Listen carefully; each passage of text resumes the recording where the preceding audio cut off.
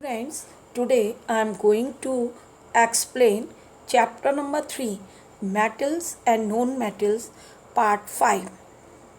And the topic is some important terms about the metals. The first is anodizing. Anodizing is a process of forming a thick oxide layer on the surface of the aluminium metal.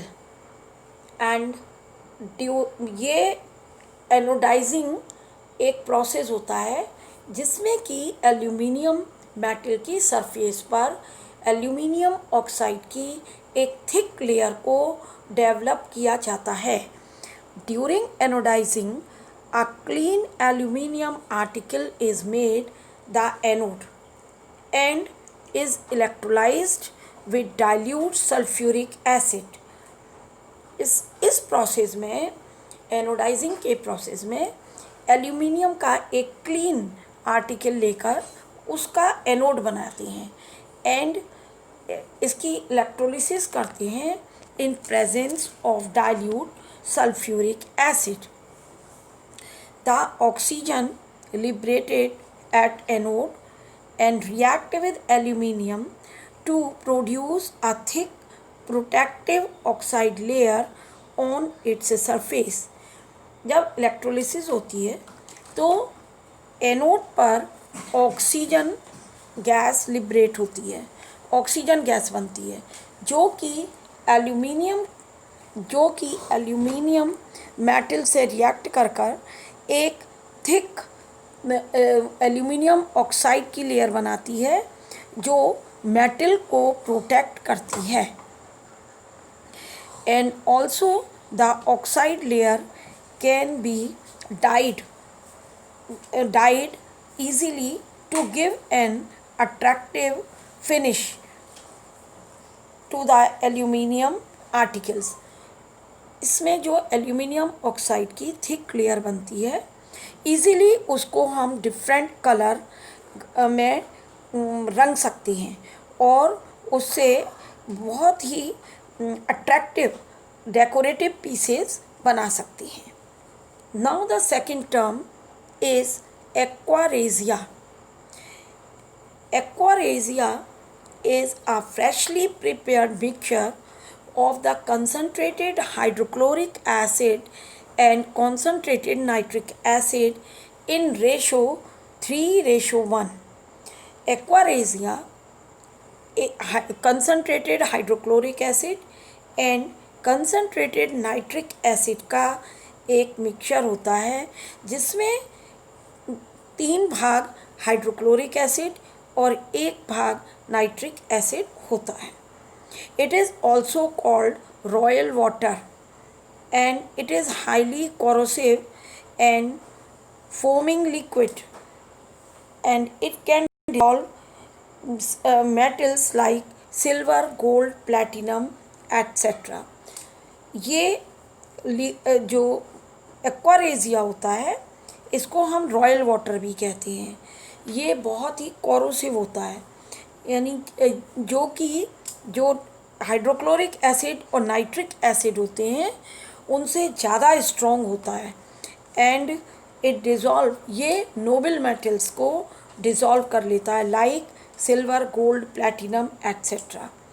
उन metals को dissolve कर लेता है जो कि concentrated hydrochloric acid और nitric acid में dissolve नहीं होते हैं. Next topic is the iron pillar at Delhi. The iron pillar near Qutub Minar in Delhi is made up of wrought iron. Qutub Minar के पास जो आयरन पिलर है दिल्ली में वो wrought iron means pure iron का बना हुआ है. एंड ये रॉथ आयरन जो होता है इसमें कार्बन का अमाउंट जो एक इम्प्योरिटी होती है बहुत कम होता है. This iron pillar was made around 400 BC by the Indian iron workers. इसको इंडियन आयरन वर्कर्स ने बनाया था 400 BC के अराउंड। एंड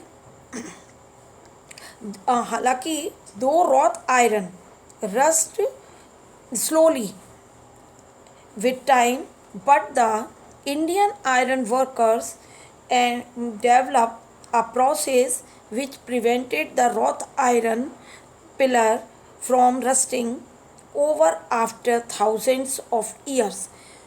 रॉथ आयरन में धीरे धीरे जंग लगती है, लेकिन जो हमारे इंडियन आयरन वर्कर्स थे उन्होंने एक प्रोसेस डेवलप किया था जिससे कि इस आयरन पिलर में हजारों साल बाद भी जंग नहीं लगी है। The rusting has been prevented because of the formation of thin film of the magnetic oxide of iron. इसमें इस आयरन पिलर पर उन्होंने एक magnetic oxide that is Fe3O4 की एक लेयर को लगाया था, जिससे कि इस आयरन पिलर पर बहुत रस्टिंग नहीं हो सकती है। And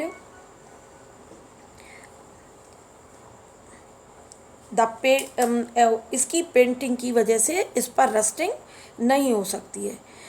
it with a mixture of the different salts, इसके बाद इन्होंने इसको पेंट किया डिफरेंट सॉल्ट के मिक्सचर से।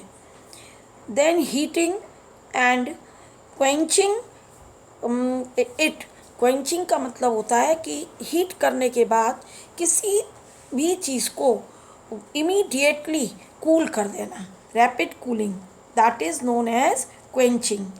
The iron pillar is 8 metre high and 6,000 kilograms in weight, and this iron pillar stands in good condition more than 2,000 years after it was made. 2000 साल के बाद भी ये आयरन पिलर अपना अच्छी कंडीशन में खड़ा हुआ है। The iron pillar at Delhi is a wonder of ancient Indian metallurgy. ये प्राचीन मेटलर्जी, इंडियन मेटलर्जी का एक बहुत बड़ा उदाहरण है।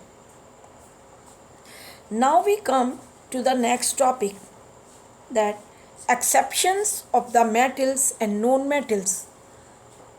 हमने मेटल और नॉन मेटल दोनों की प्रॉपर्टीज़, जनरल प्रॉपर्टीज़ को पढ़ा।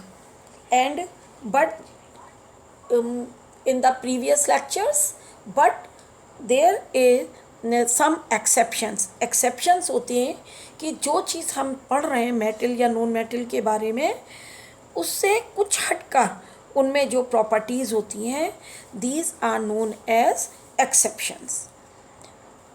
For examples, generally metals are solid, ज़्यादातर मेटल सॉलिड होती हैं, but mercury is a liquid metal, लेकिन मरकरी एक लिक्विड मेटल है। Metals are usually hard, metals hard होती हैं, but sodium potassium are very soft and we can cut them with knife और scissor. लेकिन sodium और पोटेशियम मेटल इतनी soft होती हैं कि उनको हम नाइफ से या सीजर, कैंची से काट सकती हैं। Non metals are generally bad conductors of electricity. Non metal electricity conduct नहीं करती हैं, but graphite is a good conductor of electricity. लेकिन ग्रेफाइट जो कि एक नॉन मेटल है, ये कार्बन का एलोट्रोप है, इट कंडक्ट द इलेक्ट्रिसिटी, ये इलेक्ट्रिसिटी कंडक्ट करता है। Non metals are not lustrous, non metal की जो सरफेस होती है वो शाइनिंग नहीं होती है, but iodine and graphite are lustrous. लेकिन आयोडीन एंड ग्रेफाइट दोनों ही नॉन मेटल हैं, बट इनकी सरफेस जो होती है उसके ऊपर शाइनिंग होती है। Non metals are usually soft, non metals mostly soft होती हैं, but diamond is a known metal which is the hardest natural substance and is also a good conductor of heat.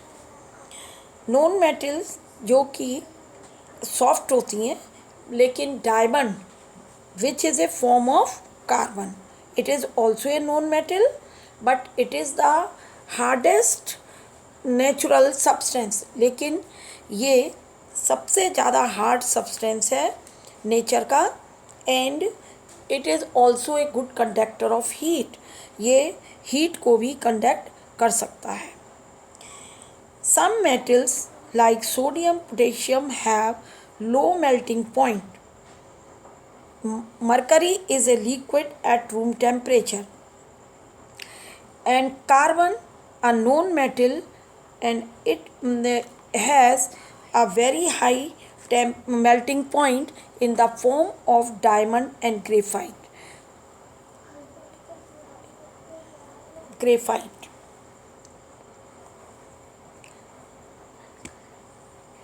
Alkali metals have low densities.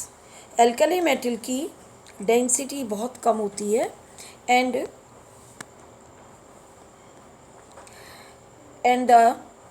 but the iodine is a known metal and its density is 4.9